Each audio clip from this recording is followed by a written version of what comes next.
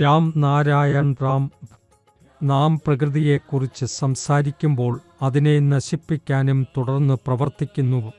ജനങ്ങൾ പൂജകളും ആരാധനകളും ചെയ്യുന്നു, പക്ഷേ അതിനായി പൂക്കളെ പൊട്ടിക്കുന്നു. മനുഷ്യർ മരങ്ങളുടെ ഇലകൾ പൊട്ടിക്കുന്നതിന് മുമ്പ് അനുമതി ചോദിക്കേണ്ടതും അല്ലെങ്കിൽ കൈയടിച്ച് മരങ്ങളോട് അറിയിക്കേണ്ടതുമാണ്. കാരണം മരങ്ങൾക്കും ജീവൻ, ചൈതന്യം, സന്തോഷം, ദുഃഖം എന്നിവയുണ്ട്. അവ മനസ്സിലാക്കുകയും പ്രതികരിക്കുകയും ചെയ്യുന്നു. പക്ഷേ സംസാരിക്കാൻ അവയ്ക്ക് അവകാശം ഇല്ല. മരങ്ങളും ചെടികളും ഭൂമിയിൽ നിന്ന് പൊങ്ങി നടക്കാൻ തുടങ്ങിയാൽ അവ അതിൻ്റെ ആഴത്തിലുള്ള വേരുകളാൽ എല്ലാം നശിപ്പിക്കും. മനുഷ്യർക്കായി പ്രകൃതിയിൽ എല്ലാം ലഭ്യമാണ്. അതിനാൽ ആരെയെങ്കിലും ക്ഷതപ്പെടുത്തുന്നതിനു മുമ്പ് അത് നിങ്ങളുടെ ബുദ്ധിയാൽ അംഗീകരിക്കപ്പെടുന്ന കാര്യമാണോ എന്ന് ആലോചിക്കുക. ജീവശക്തി എന്തെങ്കിലും വസ്തുവല്ല. ആകാശം അതിൻ്റെ മഹത്തായ നിധിയാണ്, അതിൻ്റെ മഹാസമുദ്രമാണ്. അതിൽ എല്ലാം ഉണ്ടായിരുന്നു, ഉണ്ട്, വരും. ഒരു കുഞ്ഞ് ജനിച്ചാലുടൻ അമ്മയുടെ പാലാണ് ആദ്യം കുടിക്കുന്നത്. എന്നാൽ അത് വളരുമ്പോൾ മരണത്തിൻ്റെ അവസാനം വരെ ഭൂമിയെയാണ് ആശ്രയിക്കുന്നത്. ഭൂമിയാണ് നമ്മുടെ മാതാവ്. ചിന്തിച്ചു നോക്കൂ, ചെടികൾ ഭൂമിയിലെ പോഷകങ്ങൾ കുടിക്കുമ്പോൾ മനുഷ്യർ അതിൽ നിന്ന് ഉത്ഭവിച്ച ഫലങ്ങൾ ആഹാരമാക്കുന്നു. മനുഷ്യൻ ഭൂമിയെ നിരന്തരം ഉപദ്രവിക്കുന്നു. ഭൂമി മനുഷ്യനെ തള്ളി നീക്കിയാൽ അവൻ എവിടേക്ക് പോകും? മനുഷ്യൻ താൻ ദൈവമാണെന്ന് കരുതുന്നു. പക്ഷേ ഒരിക്കൽ മരിച്ചാൽ അവൻ്റെ പാപപുണ്യങ്ങളുടെ കണക്ക് തപ്പി നോക്കപ്പെടും.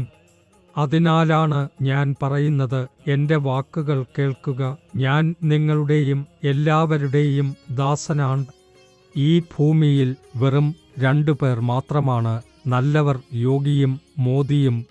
നിങ്ങൾ അവരെ പിന്തുണക്കുക. അവർ സേവകർ. അവരെ സേവനത്തിന് ഒരു അവസരം നൽകുക. ആകാശം സൃഷ്ടിച്ച സൃഷ്ടിക്ക് വിലയുണ്ടോ? ആകാശത്തിലെ നക്ഷത്രങ്ങളും ഗ്രഹങ്ങളും അവിടെ മനുഷ്യൻ പ്രാണനുമായി പോവുകയും തൻ്റെ ശരീരത്തോടുകൂടി പോകാനും കഴിയും. നിങ്ങൾ ആകാശത്തെ ദൈവം, അല്ലാഹ്, ഭഗവാൻ എന്നൊക്കെ വിളിക്കാം. പക്ഷേ അതിൻ്റെ യഥാർത്ഥ പേരിലല്ലെങ്കിൽ അതിനെ വിളിക്കാൻ കഴിയില്ല. ലോകം ദൈവം, ഈശ്വരൻ, ഭഗവാൻ എന്നൊക്കെ വിളിക്കുന്ന പേര് അതിൻ്റെ യഥാർത്ഥ പേര് അല്ല. മനുഷ്യൻ നിർമ്മിച്ച ക്ഷേത്രങ്ങൾക്ക് വിലയുണ്ട്, പക്ഷേ മനുഷ്യന് അത്ര വിലയില്ല. ആകാശം മനുഷ്യൻ്റെയും മരങ്ങളുടെയും എല്ലായിടത്തുമുള്ള ജീവജാലങ്ങളുടെയും മാതാപിതാവാണ്. അതിനാൽ മനുഷ്യൻ ആകാശത്തെ എപ്പോഴും ഓർക്കണം. രാം നാരായൺ റാം എന്നത് നമ്മുടെ യഥാർത്ഥ മാതാപിതാക്കളുടെ പേരാണ്. ഇത് ആകാശത്തിൻ്റെ പേരാണ്. നിങ്ങൾ ചിന്തിക്കാം, ബുദ്ധി ഏത്? അതിനെ നാം എങ്ങനെ മനസ്സിലാക്കാം? ബുദ്ധി കേൾക്കുന്നു, സംസാരിക്കുന്നു, നമ്മുടെ ശരീരത്തെ അടക്കിവെക്കുന്നു. ബുദ്ധി നല്ലതും ചീത്തയും വേർതിരിക്കുന്നു. ബുദ്ധിയാണ് മനസ്സ്, ബുദ്ധിയാണ് ശരീരം, ബുദ്ധിയാണ് ആത്മാവ്, ബുദ്ധിയാണ് എല്ലാം. നമ്മുടെ ശരീരത്തിനുള്ളിൽ എല്ലാം ഒരുമിച്ച് പ്രവർത്തിക്കുമ്പോഴേ അത് ശരിയായി പ്രവർത്തിക്കാൻ കഴിയൂ. രാം നാരായൺ റാം എന്ന ജപം നിങ്ങൾ നിരന്തരം ചെയ്യണം. അതിലൂടെ നിങ്ങൾക്ക് സന്തോഷം, സമാധാനം, വിജയം എല്ലാം ലഭിക്കും.